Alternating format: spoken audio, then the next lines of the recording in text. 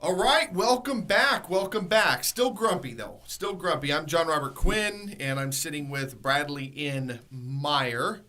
Not related to Oscar Meyer. No, related to Fred Meyer. Look it up. What's funny is when we did the Good Life show, we had Rob Werner on there, and I was calling him Rob Wiener, and I was calling you Oscar Meyer. And Thanksgiving comes around, what are you happy for? I'm happy they didn't name me frickin' Oscar. That would have sucked in school growing up. Kids are hard enough on you when you're wearing glasses and half blind, and you know what? Your name would have been Oscar. I wouldn't be here today. I wore glasses in school, and because I have a lazy eye. And, of course, the kids call it cross-eyed. Yeah. And the kids would say, so if I make you cry, your tear's going to cross, too? Oh, that's cold. I don't know. Let's see what yours do. And then I'd have to sit in the principal's office because I smacked somebody in the head. Yeah, well, you know what? Here's the thing. All of them now are my friends on Facebook. And all of them sit there and look at all my cars and watches and guitars and high-rise apartment and talk shows. And they drive by the billboard. And I tell you something, success is the best revenge. There you go. The best revenge is living better. You know, all those exes that gave up on you and said that you'd never become anything, and then they drive by and they see your billboard with the company name up there that they told you was a dumb idea. Yeah. Yet they still work at Bath and Body Works or some nonsense. Sucks to be you. Yeah, married a football jock in high school who never made it to college, and now he's working at a big box store selling sticks to contractors that I hired to rehab houses and build apartment complexes, and got 5 hungry, angry little kids. And I'll still help them out because that's what I do. And they all have the short hair in the front and the long hair in the back. Yep. And they ride to school in a poop brown Camaro. Yep. Oh, gosh. Oh, goodness. And if that's you, no offense, but hey, it's time to change your life, man. Well, you know what? Here's the thing. I was at Chili's one day, and I saw an old friend of mine, years back, and he still wants to live the whole white trash life with the tattoos and the crappy truck driving job and the whole bit. And he goes, "That's your Porsche outside?" And I said, "Yeah." And he goes, "Yeah, well, I got a Camaro." And I'm thinking to myself, like, and? Is it like and? From Barrett Jackson's, one of the rotisserie spun? Exactly. Yeah, is it a $500,000 Camaro or is it a 20 grand off the shelf? Because honestly, I don't care. And yeah, your car might be a little bit faster and your car might have a little more time between services. But I can tell you, if your car pulled up on a street corner and my car pulled up on a street corner, the girl's getting in my car. That's why I got the Bentley. I can fit more ladies in the ride. All right, anyway, so let's get into this. Let's get serious for a minute. No, we're never serious. We're idiots. All right, so smartest idiot you'll ever listen to for free. Well, yeah, I guess maybe, yeah. Something like that. Hey, nobody else is giving you any of Donald this Trump is education for it's free. It's unbelievable. It's amazing. Jay Leno's like, yeah, well, All right. I have a rocket bike. Jay Leno's funny, though. I've worked with Jay a couple of times, and it'd be like, so, hey, Jay, how you been? Well, everything's, All right, so. Had a good run. The money was good, and I'm done now. So tell me about the tenant handbook. What is it? What is it all about? How does it help people? On and on and on. Okay, the tenant handbook I created years ago. Years ago. It was literally written for the Flintstones. It was literally written for Barney Rubble Property Management Company. When they didn't have windows and they had dinosaurs as garbage disposals. There you go. And they worked better than the new ones.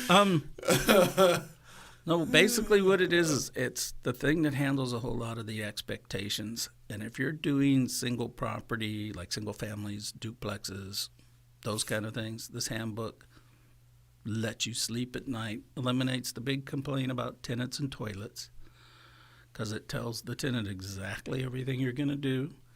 It tells them exactly how to do everything.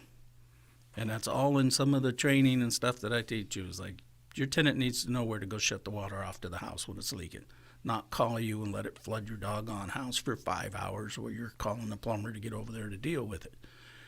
Your tenant also needs to know that if the city or county or town that you're in, if the lines back up, can they call the county and have the county check the main line, which frequently solves the problem for free instead of pestering you? Do you have it set up with the things I teach you to get for yourself? Your Google Voice phone, your YouTube account, your list of vendors, so that you're not bothered. That's all in the tenant handbook. What the rent is, who the utility companies are, so they can make sure they get them in their name, get them paid, what's expected. It's like a friend of mine equated it to, it's like an owner's manual. You get one if you buy a new oven, you get one if you buy a new car, you get one if you buy a new TV. Give your tenant an owner's manual. No kidding. It also shows that Very, you very care enough interesting. about the property and about them that you're going to take care of them, you're going to take care of the property. Wow. Back to the expectations handled prior to it being a problem. Wow. All right. So, wrap up. Managing expectations. How does a person do that? By having conversations and putting things in writing at the very, very beginning. You know, it's like, here's the deal. Here's the best example I can give. I don't eat there. I don't shop there. But when you go to McDonald's, you know exactly what you're going to get. You know exactly how Correct. it's going to look. Correct. Why? Because they Because market they it to step on you, and because they set up the expectation, this is exactly what you're going to get every time You're you going come to to get a one of our hamburger that looks restaurants. like somebody sat on it. Yeah, I don't eat there, but I to each do. his own. I can't Those stand the chicken place. nuggets are awesome. Oh, good God, I don't even know what part of a chicken a nugget comes from, man. And I don't like chicken that much. Oh, my goodness gracious. But, point being made, you do know what to expect. Yeah. They set that expectation with the commercials they run for the last 40 years. Your little kids can recite that before they can do the alphabet, and that's just wrong. Define expectations in rental property management. I think we just defined all the expectations. But We're just doing a quick recap. all the expectations, rental property management, start off at the very beginning with what you expect from the tenant. What you expect them to do on the application, what rent you expect them to pay, The bottom the line income is this. levels that you expect them to have. Yeah, exactly. The bottom line is this. If you want it done right, you need to let them know. You need Yeah. to communicate with them what needs to be done, how it needs to be done, when it needs to be done, where it needs to be done. And you need to let them know what they can expect from you. It's a two-way Correct. street. You're absolutely right. Yeah, you're a landlord and you're going, hey, I expect this and this and this and this and this. And the tenant's looking at you and going, yeah, that's all right for you, but here's what I expect. Yeah. You're right. I expect a clean house. I expect everything to work. You I expect there expect to not- smoke alarms and carbon monoxide detectors to be functional. no roaches. Yeah, I don't want pests. I expect you to tell me if somebody died in the place instead of the neighbors. I expect you to pay the doggone mortgage so I'm not getting evicted when you get I moved foreclosed into the on. high rise downtown Sacramento across from the Capitol building. Is anybody? I think it's, what is it, one of these? It's one of these pictures, Yeah. yeah. Out one of the windows. And I said, "Has anybody jumped?" And he goes, "Not since I've been here."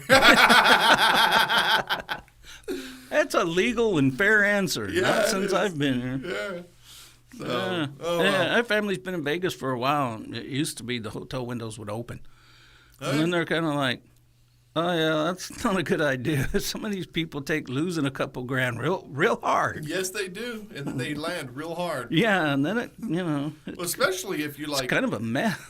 It just ruins It ends up ruins the costing marketing for the buffet. It ends up costing more to clean it up than it was that they owe the loan shark. That's it. All right, we're gonna go. We're gonna go to a break. We're gonna come back and close. We'll be right back.